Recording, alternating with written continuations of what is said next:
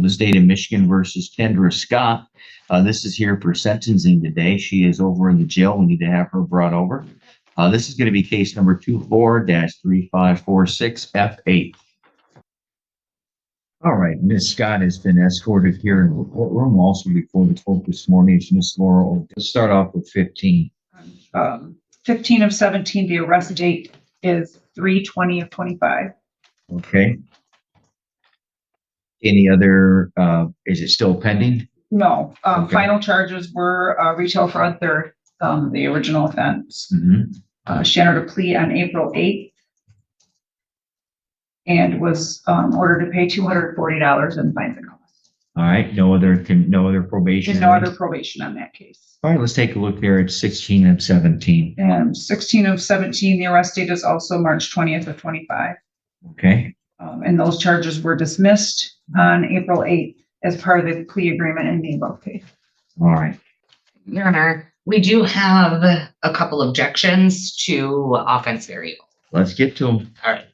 On count 1 and 5, offense variable 15 is scored at 5 points for an indication of trafficking. 1 and 5. Count 1 is the possession of meth, and count, I just want to make sure I'm talking about the right charges. We have a possession of meth. All right. Thank you. As the court may recall, the jury trial, the court granted a directed verdict as to the possession with intent on count 1. So just a possession went to the jury. As to count 5, conspiracy to possess with intent to deliver went to the jury. She was acquitted on that, found guilty of a possession. I understand that had this been a plea, this may be a different outcome, but she has specifically been acquitted by this court and then by the jury as to any indication of trafficking. So I would ask that that be scored at 0. As to counts 1 and 5, for the court's information, that objection and change does not change the guideline range on those 2 counts. Thank you very much. Mr. Denham, your response as to that objection? Your Honor, my understanding is the case law does not preclude, even acknowledging the fact that she was not convicted on that count. It's my understanding the case law does not preclude the scoring of that variable. Your Honor, the Honor is well aware of the facts and circumstance. Obviously, this went to trial. There was narcotics and narcotic paraphernalia throughout the car, as well as, I think importantly, the jail calls in which the defendant stated what her intentions as far as what she was doing, the quantity of drugs that she was going from Saginaw to get. In all those factors in consideration, I believe that it was the scoring was appropriate in that case. All right, thank you. This court will grant that objection. It is, while yes, she doesn't have to be found guilty of that offense, and yes, the court may find by a preponderance of the evidence that there was evidence of tracking despite the conviction for possession. I dismissed the possession with intent to deliver, which definitely says that at the time, and the finding, I'm going to say, no, there wasn't any evidence of trafficking. There was evidence of wanting to go traffic more drugs, yes. But they never got down there because they got stopped by police. The court will grant that objection, strike off that variable 15 for counts 1 and 5, score that at 0. That changed the total offense variable score from 15 down to 10 for each of those 2 offenses. However, as stated by, hold on. Yeah, it's the same score for that count as well. All right. I said that count, I meant count 5. All right, thank you very much. And I'm just going to confirm, should be 0 to 9 is PF and then 10 on. Good enough. All right, Miss Anderson. Thank you. Your Honor, as to count 2, we are objecting to OV9 and OV13. Again, the court presided over the jury trial and observed the videos relating to the resisting obstructing. Your Honor, there was a brief moment in time where Miss Scott exited the vehicle and ran. She immediately got back in the vehicle without anybody being placed in danger, without any danger to anyone's property. and then she sat in the vehicle with the doors locked. She did not do anything to endanger anyone or to cause any damage to anyone else's property. So we would ask that OB 9 be set at 0. Your Honor, I don't know if the court wants me to go right into 13 or. Hold on. Nope, let's take a look at 9. Thank you. I don't recall, were there any firearms located in the vehicle? I believe there was ammunition in the back. There was testimony that one of the officers heard the word gun. He had testified very clearly. He did not know if she was referencing a gun in the vehicle or something along the lines of they've got the guns. So we don't know what she was referencing from that, but there was reference to that word. All right, thank you. Mr. Denham, only on offense variable 9 first. Sure. Yeah, sure. So the court, again, is well familiar with the facts. I guess I dispute that it was a short period of time. This went on for several minutes. The court saw the video. There was the fleeing occurred first. Then the testimony from Deputy Furlenko, or Detective Furlenko, was that he heard the word gun from the defendant. He also testified, and there was testimony by others, that she locked the doors. And in the video, you can clearly show that because of the stressful nature of the encounter, obviously guns were drawn. Ultimately, there had to be an axe used to get the people to exit. So clearly, there were multiple, from the people's perspective, there were multiple people put in danger based upon the actions of the defendant. We do believe it is properly scored here. Somebody's saying or thinking, that's important. The word was an officer thought they heard the word gun. There wasn't any gun found, and just suspecting they heard the word gun is not enough. And I recall the video. We watched it several times. Well, yes, it was an intense situation, and yes, the defendant looked like a cartoon character running around the car and jumping back in and clearly resisting. Don't know how she would have placed anybody in danger, because a law enforcement officer, when conducting a traffic stop, does not have the right to use force or deadly force. They have the right to use some force within reason. And because she did not present any deadly force, we knew no one was going to be shot, and she didn't do anything to put anybody into physical harm. Yes, it was intense, but an officer does not have the right to go into physical violence, but they can use force, and they did use force, but against the car, which was the right thing to do. If I recall, they used was it a hammer or something to break the window? I don't remember. I'm believing it may have been the end of like an axe, like the backside. Or a pry or something. Yeah, something. That was fine. They had the right to break the window. They had the right to take the people into custody. They had the right to take the defendant in custody. They had the right to do their job and search the car, secure the scene, protect themselves. They had all that. But at the same time, everyone else who was in the car, if I remember, the window was broken on the passenger side.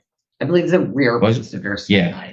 So that was done by the person in the back passenger seat. Yes, sir. But Your Honor, in addition to the law enforcement, there are other people in the vehicle. Right. She was found guilty of fleeing. The court is aware of the video, the facts.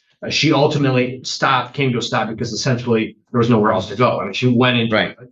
So, that fact put the other people, the other passengers in the vehicle in danger, but even prior to the stop. Yeah, but that's a different charge. That's called flee and elude.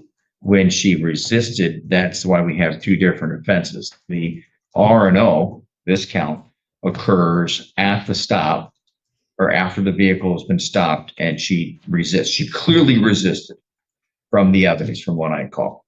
The question is did she put anybody into risk of physical injury? Let me just give an example. If a defendant gets pulled over by law enforcement and they crack the window and they don't respond and give an ID, don't give insurance, don't get registration, or the officer, and they don't get out of the car, the officer has the right to use some force to get the person into custody, even potentially, this is an arguable situation, breaking the window, like in this instance. But they didn't break the window on her side. She didn't put them, and everybody else, by the way, could have been charged with assault and resist, obstruct a police officer. Because the law also says that the passengers, the officers have the right to make the passengers get out of the vehicle and stand off to the side. And the officers had the right to do a pat down. She got out, ran around, got back in, and refused to unlock the door. That doesn't mean that the officers had the right to put people into danger of physical injury or death. They have a right to break the window, force the door open. They have the right to surround the car and go get somebody with the jaws of life to separate the door and force them out. But that's not what happened. So the court will grant the objection to OB9 on count 2, make that 0. That thus far, I know you have another objection, reduces the total OB from 30 down to 20. Now we're looking at your objection as to 13. Thank you, Your Honor. OB 13, as the court is aware, is scored for felonious acts within a 5-year period. In this case, the agent has scored 10 points on OB 13 because of a conviction for a rental property failure to return, and then for dismissed conduct, an aggravated stalking charge from 2004 that was dismissed, as well as a 2004 unlawful driving away of a motor vehicle. Both of those are dismissed conduct. Your Honor, I acknowledge that unconvicted conduct can be scored, but it may only be scored when there is a showing by a preponderance of the evidence that the felony actually occurred. We have nothing in the pre-sentence report to show that. I've not seen police reports in either of these. I got it. Mr. Denham, argument and response, by the way, what Ms. Anderson has said is absolutely correct. I can find, the court can find, when there is no conviction, evidence based upon a preponderance of the evidence, but I don't have any evidence presented. Ms. Anderson makes the right argument so far. The argument has occurred. First of all, I'll indicate with what both defense counsel and the court has acknowledged. Also, I would indicate that prior to the objections and the conversation that we're having now, we put on the record as far as an update of what occurred on that case. One of the cases was dismissed as part of a plea agreement. It wasn't as it was dismissed. Simply, people in that case didn't dismiss it as part of a plea agreement. And because conviction isn't required, we still do believe that it was properly scored. Where is the proof that the other offense that was dismissed actually, I need to have proof. Do you have a police report? The fact that it was dismissed for whatever reason, for all we know, the prosecutor in the other case dismissed it, neither one. Yes, we think you're guilty, but we're going to dismiss it as part of the deal. Or the prosecutor said, you know what, this is probably my weakest case. I don't have enough evidence, therefore I dismissed it as part of the deal. The mere fact the prosecutor in the other case dismissed it has no value to the court in establishing a preponderance of the evidence. The description of the offense narrative here goes into the fact of why the officers in our case were on the scene. It also indicated that the owner had reported that the defendant had stolen the vehicle. That's in the narrative here. So the stolen vehicle, that's one of the ones that was dismissed? Yeah, I don't know. I've not seen a police report for the UDAA charge. I don't know if it's the same vehicle, but okay, hold on. That's in the description narrative, so that would be in CFJ 284A. This court hereby finds by a preponderance of the evidence that on CFJ 284A, page 4, there is adequate information in the description of the alleged UDAA which was the vehicle was taken from Grand Traverse County area. And the fact is that the owner was able to track the vehicle and had a tracker on it. And that's what caused the law enforcement officers to pull over the vehicle, because they were able to track it. Therefore, there's a preponderance of the evidence there. That means that there are 3 or more. Therefore, the court denied the objection as to offense variable 19. And that would count 1, right? Thank you. Any other objections to the guidelines? Your Honor, as to, again, that does not change the guideline. No, so we are at 20 points. As to count 4, the fleeing and eluding charge, Your Honor, we would again challenge OB 19. Again, the court heard testimony and saw videos. Although there was not an immediate stop, there was no high-speed driving. There was no erratic driving. Ms. Scott is not even alleged to have gone 5 or 10 miles over the speed limit. An assumption that maybe she would have driven erratically after she stopped is not what we're here for. We're not here for assumptions. I don't believe that they've shown anything to, again, indicate that any person, let alone 2 to 9, were put in danger. So I would ask that OB9 be scored at 0. All right, so OB9 underneath that offense is scored at 10 points. 10 points for that is scored wherever the offender interfered with or attempted to interfere with the administration of justice or directly, indirectly violated a PPO. So we know that last portion doesn't apply. The question is whether or not her failure to stop the vehicle. Mr. Denham, if I remember correctly, law enforcement flipped on their lights in the pursuit out there on the road. Is that right? That is correct. So she attempted to evade the stop. That's why she went into the Yeah. mobile home park. She was originally on M66. Clearly, she had no idea where she was going, because she ended up having to pulled into a dead end. Yes. And then got out and ran. And multiple over the PA system, multiple attempts to get her out of the vehicle. So yeah, we believe it is properly scored. Now, that last comment where I say she ran after she hit the dead end, that's the RNO. That is not the flee and elude portion. So the court denies the challenge for offense variable 19 as to count 4 out of 5, because the whole definition of the offenses, she was failing to comply with the orders of a law enforcement officer conducting his or her job by turning on the lights and failing to stop, and then seeking to avoid by turning into an area that obviously we find out she doesn't know where she's at. Your Honor, I was not objecting to 19. I was objecting to 9, which is. I'm sorry. I thought you said 19. Danger. I'm not objecting to 19. I'm gonna pretend and say no. You said 19. I may have, and if I did, that's my mistake. All right, copy that. It's So the danger of life. Stop. Sorry, ma'am. I said the word stop. I wasn't trying to chastise you. I was trying to say stop while you're ahead. Offense variable 19 is 0. That is now at 10 points, and that does not change the guidelines. Correct? Yes, thank you. All right, thank you. Anything else as to the scoring? No, thank you, Your Honor. Allocution. Thank you, Your Honor.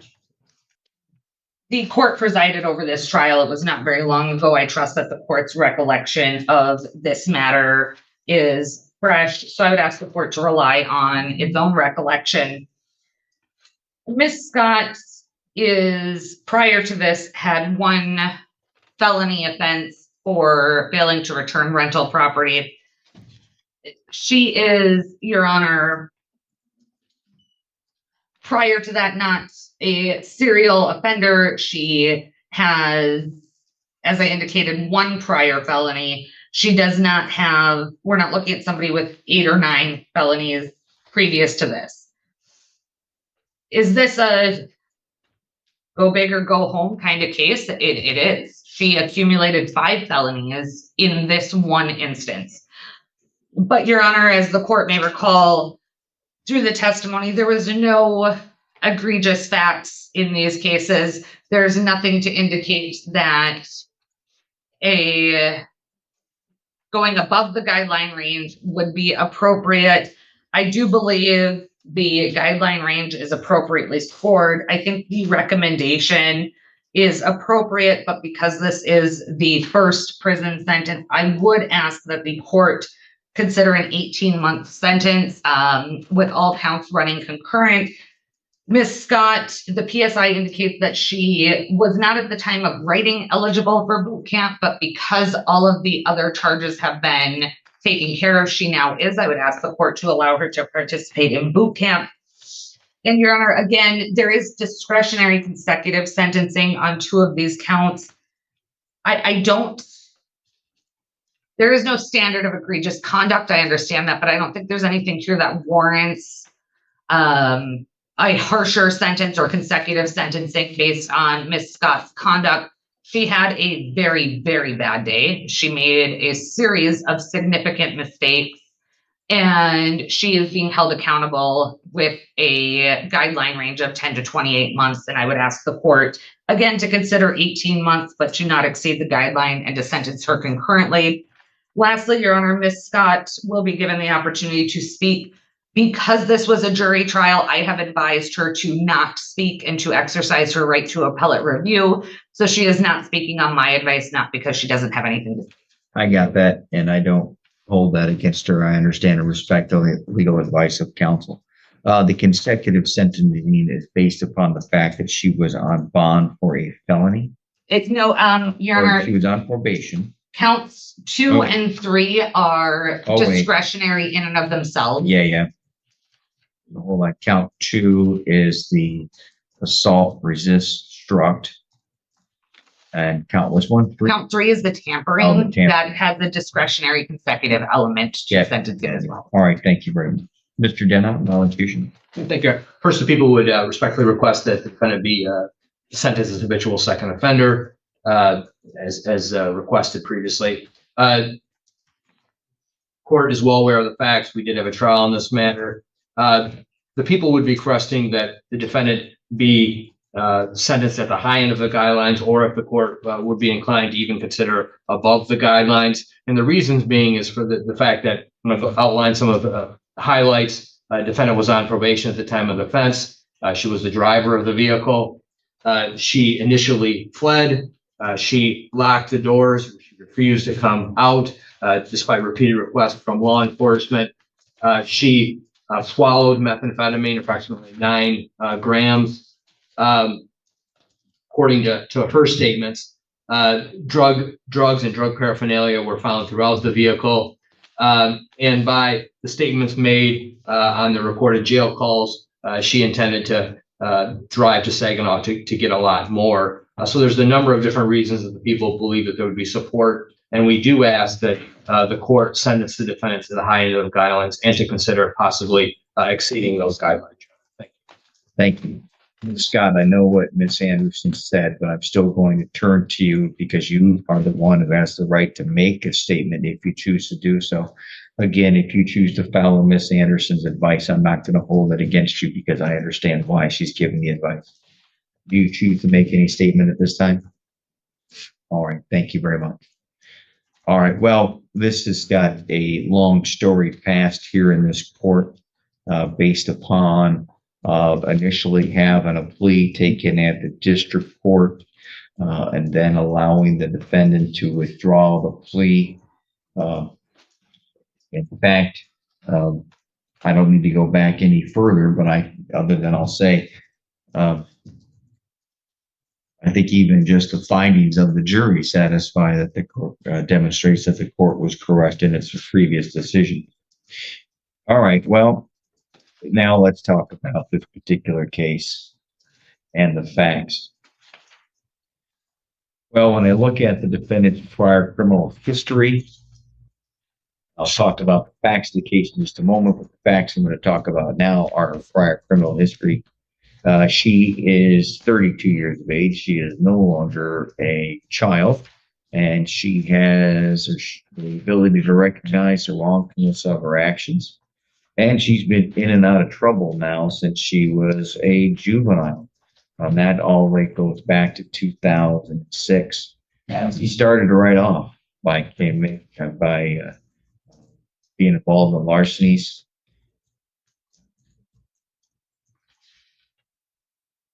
She was placed into detention a couple times while on probation. Now, that offense there allegedly occurred back in November of 2006, and there wasn't a resolution on that case until January of 2007. That's important because she was then placed on, looks like, oh, and I was curious about this. I don't know if counts 1 and 2 should be switched. You'll see how one has an offense date of November 06 and the other one has April. I think those probably need to be switched. Now, that's important because it tells me that the defendant was discharged from juvenile probation on September 13th, and then she made it about 6 weeks before, just almost 2 months before she got picked up on her second set. So that wasn't very good. And then the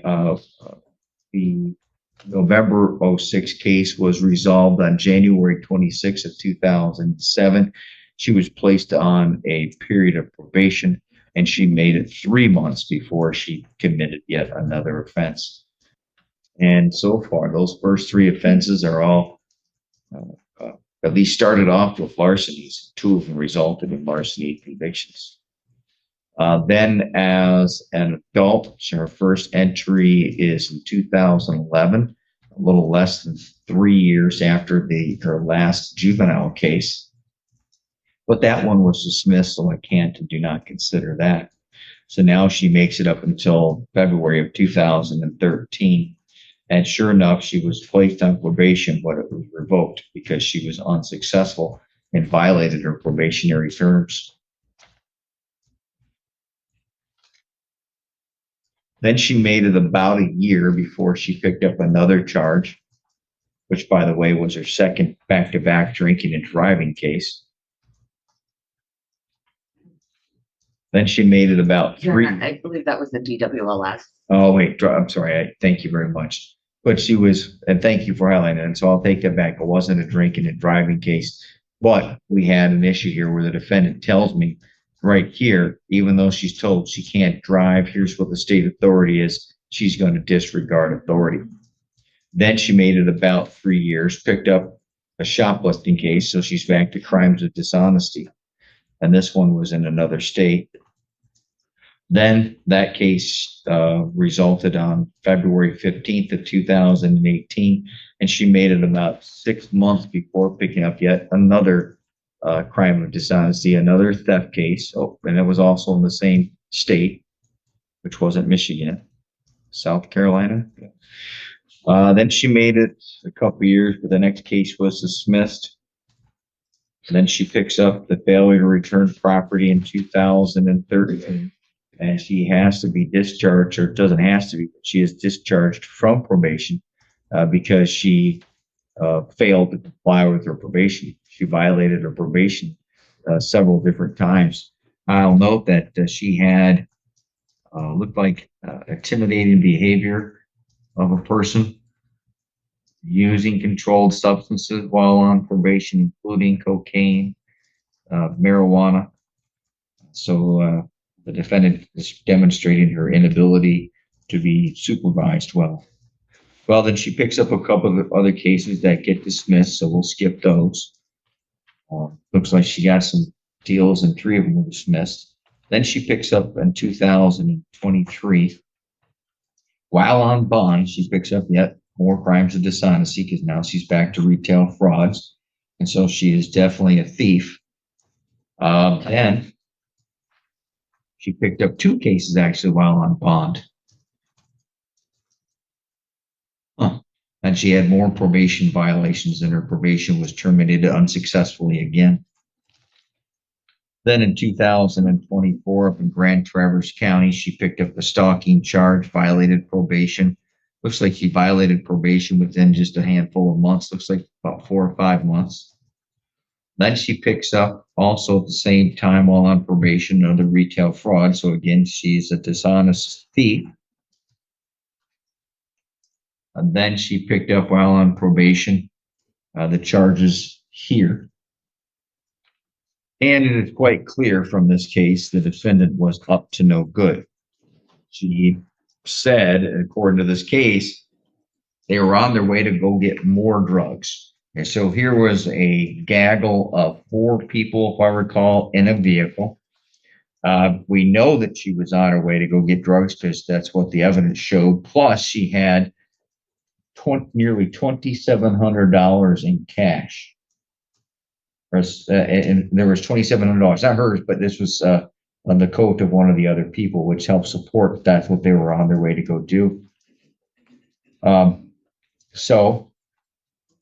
But also scales, multiple baggies, and so forth. Then we look at the jail calls. She talks in the midst about taking the 9 grams or swallowing the drugs. She also talks to somebody about, quote, bro, you need to get into that safe. The safe's in his bedroom. There's 2 of them. It's so big the aunties can't carry them, but you can. That's where you need to go.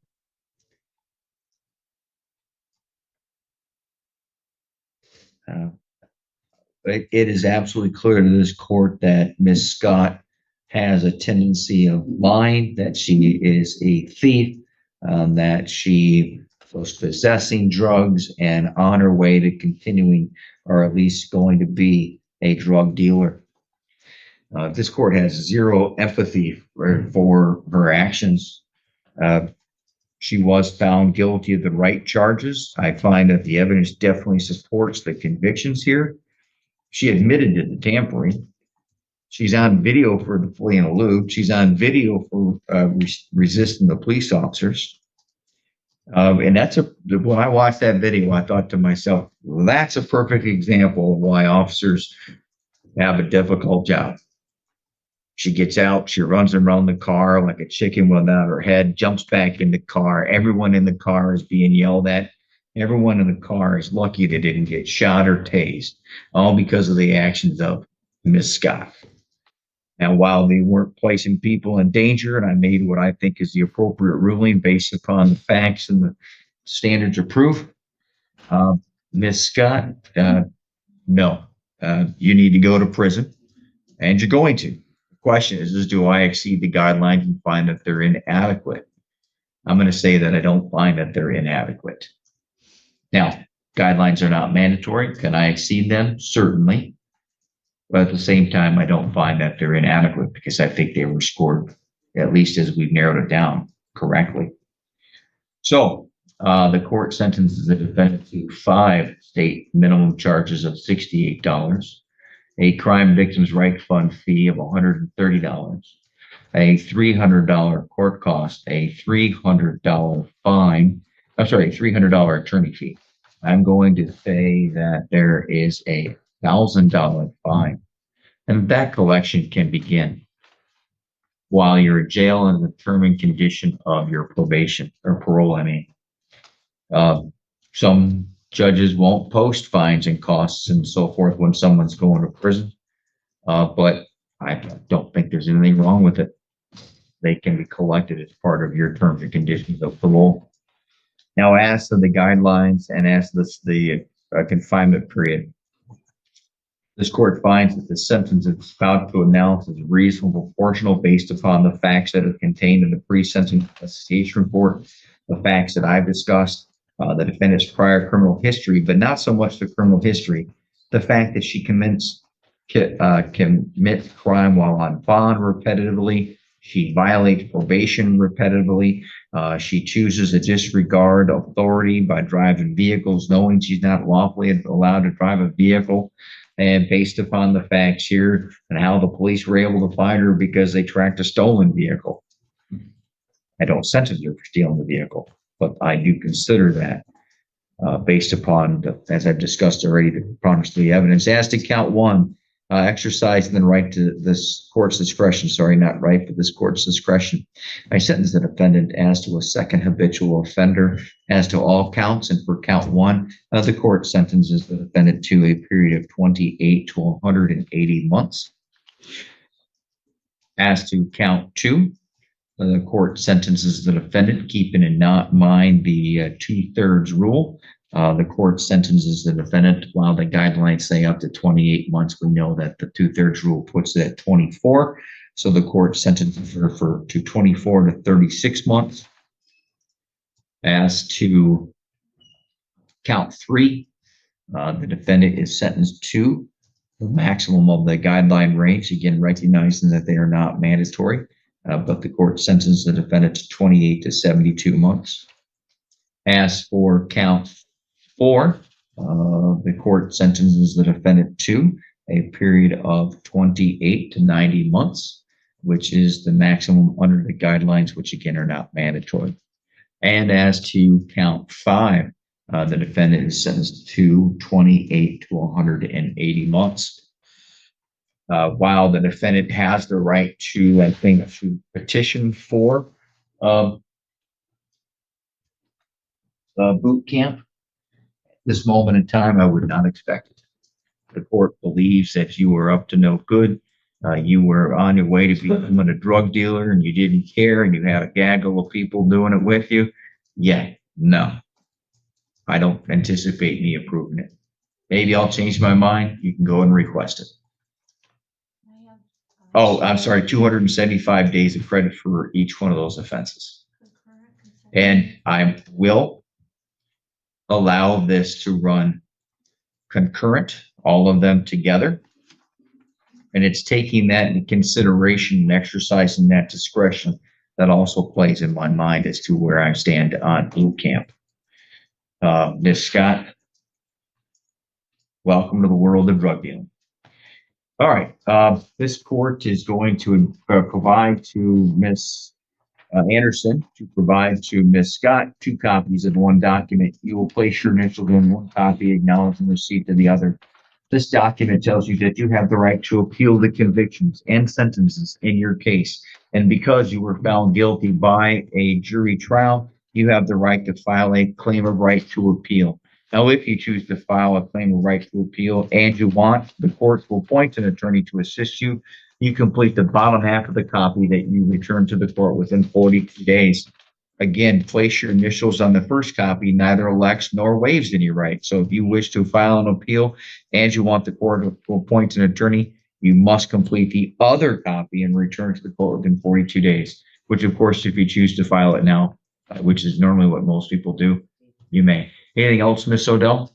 Your Honor, just wanted to clarify, state fees times 5. Yep. Times 1. Okay. Yeah, they were all one case file, right? Yes, correct. Thank you. Mr. Denham? Nothing further. All right. Ms. Anderson, any further on behalf of the defense? No, thank you, Your Honor, other than she is completing this. No problem. I understand and I anticipate that. And based upon what you had already said earlier, so no issues. All right. Thank you very much. We are adjourned.